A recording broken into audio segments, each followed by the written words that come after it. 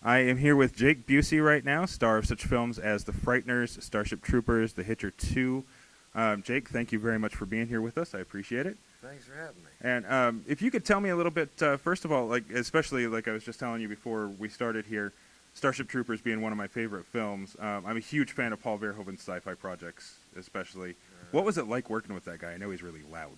Oh, loud. Well, yeah. I mean, Paul's a tremendously talented guy. You know, he's visionary. Mm-hmm. He's passionate about his work. He's extremely smart, and you know, he has the whole movie made in his head before he shoots it. So every day there's a stand with a big poster board that has all the each individual storyboard frame on it. Like, I think it's probably like, I don't know, maybe whatever, 50 different ones or whatever the shots are for the day. Yeah. And it's sort of like the guideline, the instruction, the you know, the recipe of the day, and he sticks, you know, exactly to the point and exactly to the original vision. So I suppose it helps him not wander off or, you know, have distractions or any, you know, like current changes or emotions sort of shift what he's doing from what, you know, the original idea of the project was. He stays very true to the original inception of the project. So there's no improvisation.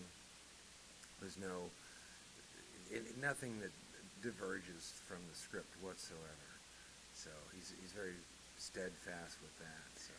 Do you prefer to work that way, or do you actually like having the ability to kind of improv a little bit on set? Well, you know, for this, the experience that I had in my life leading up to Starship Troopers, there was always a certain element of being able to, you know, play with the dialogue a little bit. You know, maybe you don't get one or two words exactly correct. But your intent is there. Yeah. And, you know, most films tend to be that way. Television, not so much. Television is word for word to the letter. But with films, there was a little more artistic license in my experience. And then Starship Troopers came along, and we were all young, and we thought we were funny, and we had these... The cast really had a massive, tight bond.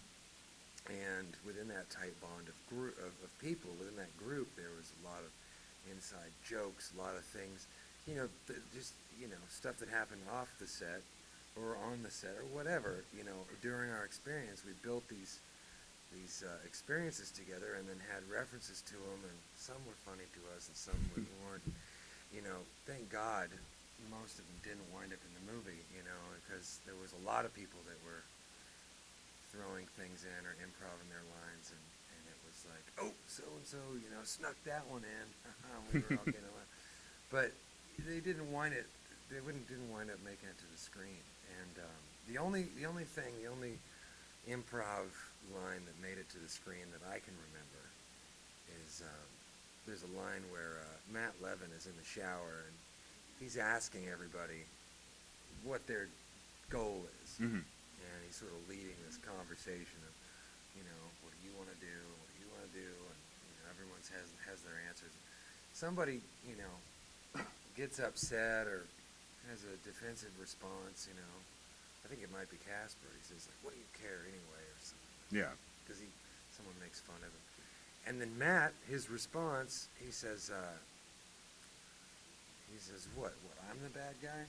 Which we've all heard that said a million times, but that was used in context, like at the bar, somebody said something, and it became this sort of through line where everyone was kind of using that term within our group of the cast. So when Matt snuck that in there, it was, I thought, oh my God, he snuck that in fast. And it stuck in the movie, but, you know, it's funny because it stands out to me now, but at the end of the day, it really, it's a line that anyone would say in that situation, so they left it in there. But yeah. You've worked with a lot of big directors. I mean, Peter Jackson obviously, you know, got huge shortly after doing The Frighteners. Yeah. What was your experience like working on that? Well, I work with all the greats either before or after their pinnacle moment, but never during. Peter's a fantastic guy. Peter's awesome. He's a warm-hearted and very, he's very humble, and he's very, again, he's very passionate about his work, and he's very into it. Yeah.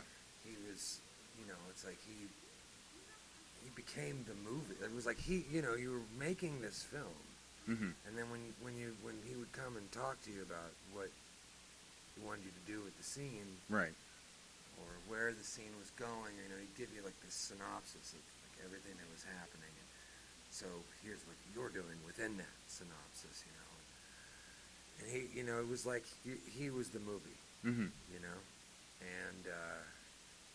you were sort of, you knew that this movie was in there, and you had to try and figure out how to plug yourself into, his train that was barreling along at 100 miles an hour, Now, 160 kilometers an hour. Your performance in that was just absolutely insane. I loved your performance in that movie from start to finish. It was just so much fun to watch. What exactly inspired you? How did you end up coming up with that character?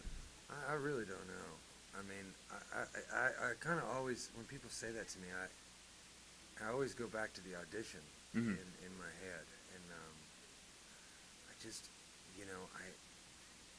I just knew that the character was completely off his rocker. Yeah. I knew he was just a nut job psychopath, and I knew that he was juvenile, and that he was, he was like a, whatever, stunted emotional growth, and so to him, everything that he was doing was, really fun. And if someone got in his way, he threw a tantrum about it. Right. Like a little kid would. So at the audition, I went in, and Peter was there. There was maybe 5 people in the room, 6 people. I think Peter and his wife and a couple assistants and other people from New Zealand were there, and like the casting associates. It was a pretty busy room, and I went in, and I just kind of, I was polite, and I said hello and everything, but I think I was just like really focused, so I didn't engage in like a big conversation. Right. We kind of went right into it, and I wound up like throwing myself around the whole room, and like it was like a fight scene with in the tomb underground with Mike Fox.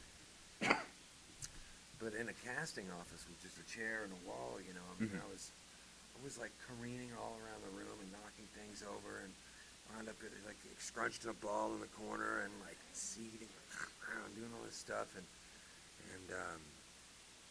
then I didn't know if I even did very well. I wasn't so sure that I did a great job. And see you later, goodbye, and I kind of went out of there in a big rush of adrenaline and accelerated heartbeat and all that, and then I guess about a week later, got the offer to do the film. That's awesome. So, yeah, it was really cool. It was neat, because that was the big thing. That was the big break. I went from doing Twister, and Twister was my first big budget movie, and I was a tiny role. I was there for 5 months, but I wound up in like one little tiny, hardly worked. They would never do that in today's economy. Right. Now they would hire someone local to pop in, and they would dub their voice for what actually wound up on screen. But I got the experience of a lifetime. Met some great friends. Like the unknown Philip Seymour Hoffman. He was just that guy that was eating 2 Subway sandwiches at a time when we were at lunch. And funny, and he reminded me of my uncle, and became good friends with Carrie Elways, to this day. Like he's a really good friend. And so it was a fantastic experience. I spent the whole time at the gym. The point is, I got a nominal paycheck for it in today's, or my later standards, but at the time it was phenomenal. And then to go from that right into the Frightners, and I forgot what I had earned on that movie, but I was looking through some old files as I was moving recently, and I saw my deal memo, and I was blown away at how much money it was. I was like, oh my God, wow! I didn't, at that time I was just, all I was concerned with was the job and the performance and the part. I wasn't concerned about the money, so I had forgotten what I had made on that movie. Okay, it was because it was the importance of it was just getting to go to New Zealand and Right. be in a spooky movie and play the Grim Reaper. Now, did that, because I know Robert Zemeckis was one of the executive producers on that, did that lead to him hiring you for Contact? Yeah, yeah. Because, again, another great performance. Thanks. Yeah, I auditioned for it, Mm-hmm. so it wasn't like I just got Contact because of it. Right. But I did a really good audition for Contact. And I suck at auditions is the thing. So that was one that I really prepped for. It was a 3-page monologue, and it was magic that it happened, and the whole process was just very fluid and very easy and very fun. And I was working on Home Fries with Luke Wilson and Drew Barrymore. Yeah. And then Contact, I was just like, I would leave for a day and go shoot a day on Contact, and then go back to Texas and work on Home Fries, and then I would leave and go to DC and work for a day on Contact. Yeah. So I think I worked a total of about 4 or 5 days on that movie. So it was really like I wasn't part of the ongoing cast of Contact. I was kind of like just a guy that popped in, and so I was always kind of nervous around everyone because it was always still like the first day of school for me. Even though everyone was really friendly, Jodie Foster and Tom Skerritt.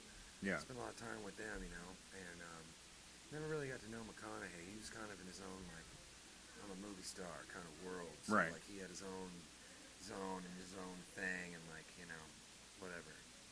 But, like, Jodie and Tom Skerritt and Max Martini, I hung out with them a lot. They were great. And Robert Zemeckis is fantastic, And I have to ask you real quick because I know I've been a little bit frustrated being a Paul Verhoeven fan with these remakes that are coming up of all of his sci-fi films.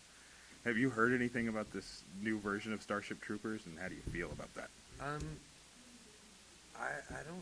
think there's a rumor going around that there's a new version of Starship Troopers. But I spoke with Ed Neumeyer, the writer, and a couple other people at our 15-year screening recently. And it's more of just I think it's more of like a, hey, wouldn't that be neat kind of a thing. I don't think it's real. From what I had heard, Original Film actually bought the rights to do a remake for it. That's why I was wondering. Neil Moritz's company, Original Film? Really? Yeah. Same guys that did Total Recall, which is why I'm worried, because, they really didn't do a very good job with that one, in my opinion. I didn't see that. I didn't see the remake of Total Recall. I'll have to check it out, though. It looked interesting in the trailer. It's got some great action in it, but like between that and Judge Dredd, it's like they're making all the movies that I saw in high school. yeah, I know, that's how I feel. I just feel like they're kind of destroying a lot of my mememories by doing this, and so I just wanted to see what your opinion was. Like, do you think they should even bother remaking that film? I honestly don't think they should bother remaking that film either, any more than they would bother like remaking Aliens. It's like that movie was incredible and kind of stands on its own. I think Starship Troopers is, I think it's one of those that could be interpreted a million ways, and I certainly think that Paul's interpretation was far away different from what Robert Heinlein's interpretation or his, what the book was. We read the book and we were shocked at the outcome of the movie because it was so not what we expected. Yeah. We didn't know it was going to be Beverly Hills 90210 in space. We thought we were going to be in this cool, gritty, or Star Wars kind of aliens kind of thing, and then it turned out to be this glossy, very shiny love story in space, and with some killing of some bugs in a very brutal way to offset it. But that's Paul, he's a true artist in the sense that, like, he's a walking dichotomy, he's a very cool guy. He's like that crazy uncle, We had some disagreements. I did some juvenile storming off of the set, and I was getting pelted in the face with blanks and gunpowder and shit, because of the placement of the guns and the camera. I couldn't see because it was so bright. So, it wasn't like I was just like making stuff up, and then had Dina going over there and flirting with Paul and like getting me sort of, knocked out of shots. And so, That was a rough one, but you know, we ow. He just got bit by a spider. Fuck. The hell is that? Oh, is that a scorpion crawling on my back?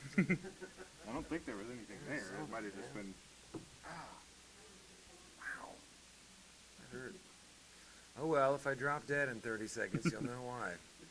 Well, hopefully that doesn't happen. I think that might ruin the show. Yeah. Yeah, maybe. Well, before we wrap up here, I just want to ask you, as far as like any kind of future projects that you're working on, what can we expect from you? Well, right now I'm in development, putting together. I'm finishing up casting on a film that I'm doing. It's a modern western, and it's going to be the first time my dad and I are on screen in a film as adults Oh wow. together, and that's debatable. But we're going to shoot in the spring if all things go well. Got a really good cast right now. I'm just looking for one last person to sort of make the puzzle complete, and then we'll be able to move forward and go. And I've got an Emmy award-winning director photographer, and I've got my crew set up, and we're all ready to roll. It's called Sundown. It's going to be a sort of a terms of endearment, like, you know, heavy family piece with some action. Starts out in San Diego with surfing, ends up with some bull riding in Texas. So Nice. there's a road trip in between. It's a pretty cool movie. So working on that. Beverly Hills Chihuahuas out on DVD right now. For those of you who are fans of talking Chihuahuas, I play a Saint Bernard in that one, and I got a film called Fractured. It's about a woman with schizophrenia, and I play a character. I play a detective in that film, and we just shot that in Detroit, and you know. I build motorized bicycles between movies now. They're like classic vintage, like 1915 style motorized bikes, get 150 miles per gallon. So in California, you've got gas prices of $5 a gallon. So I'm making bikes that, you know, you go 150 miles on $5. That's awesome. Yeah, and they're cool. It's not just like a silly little scooter or something. They're like, you know, vintage beach cruisers. So it's an interesting little hobby of mine. Well, that's great. Do you sell them, or you just kind of? Yeah, I got a business, jakebike.com, man. Nice. Yeah, Jake's Custom Motorbikes as well. I got Facebook pages, all that stuff. Okay. But just getting going, so go check it out and hit a like on that. Jake's Custom Motorbikes. Yeah. I certainly will. It actually sounds like a lot of fun. Yeah, You know, I would love to, you know, have something like that. Unfortunately, in Arizona, it's a little too hot during the summertime to even be out on a bicycle. Yeah, But you need air conditioning on the bike. yeah, maybe you could start selling air-conditioned helmets with it. There we go. It's a good idea. Well, thank you again so much for Thank you, stopping man. by and talking to us. I really appreciate it, Jake. All right, you guys have a great one. You too.